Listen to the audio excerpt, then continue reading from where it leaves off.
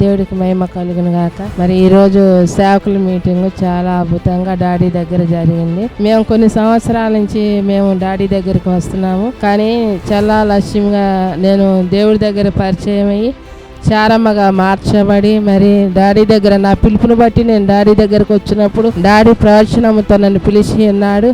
Daddy పిలిచినప్పుడు నుంచి కూడా నేను ఆ రోజు నుంచి ఈ రోజు వరకు కూడా దేవుడి సేవ చేస్తా ఒక సేవకురాలుగా డాడీ దగ్గరికి ఈరోజు వచ్చినప్పుడు ఈరోజు కూడా మాకు కావాల్సిన వర్తమానం దేవుడు మాకు ఇచ్చి ఉన్నాడు.